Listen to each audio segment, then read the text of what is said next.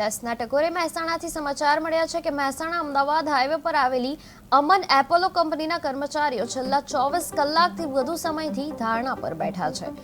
કર્મચારીઓએ આક્ષેપ કર્યો કે કંપનીમાં સુરક્ષા અને ન્યાય માટે તેઓએ કર્મચારી યુનિયન બનાવી, પરંતુ યુનિયનના લીડર કર્મચારીઓની રાજ્ય બહાર કરાયેલી બદલીના ઓર્ડર રદ કરવાની માંગણી છતાં કોઈ પગલું લેવાયું નથી।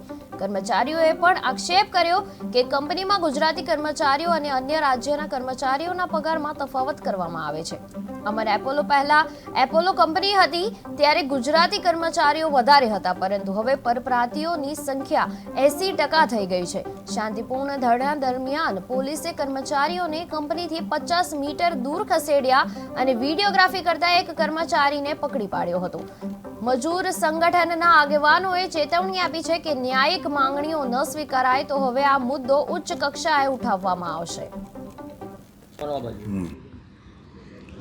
શું નામ આપનું? પટેલ રાજેશભાઈ ઈશ્વરભાઈ। શું કઈ કંપનીમાં કામ કરો છો? અમાન ઇન્ડિયા પ્રાઇવેટ લિમિટેડ, અને હું અત્યારે મેન્ટેનન્સ ડિપાર્ટમેન્ટમાં મારી ફરજ બજાવું છું।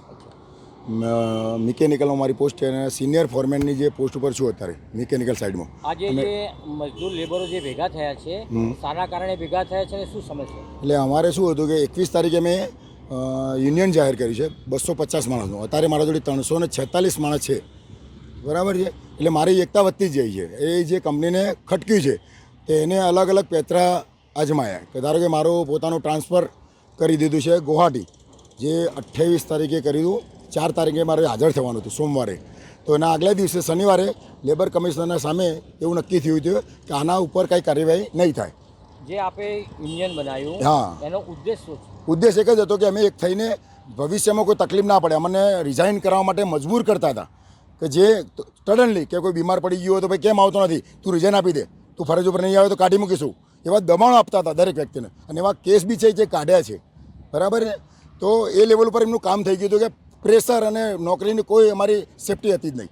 પછી એવું નક્કી કર્યું બધાએ ભેગા થઈને કે ભાઈ આપણે બધા એકતા કરીએ તો લગભગ ના કાઢે, એવું અમને બહારથી જાણવા મળ્યું કે યુનિયન દ્વારા અમને કોઈ કાઢી ના શકે, બરાબર। તો અમે એવું યુનિયન બનાવીને કંપનીને બતાવ્યું, તો કંપની અમને એવું કહે છે કે ભાઈ તમે યુનિયન નીકળી જાઓ। ભાઈ એમને બી પેતરા કર્યા, અનફેર લેબર પ્રેક્ટિસ લેવલ ઉપર અમારી દબાણ કર્યા કે ભાઈ કાઢી મૂકીશું।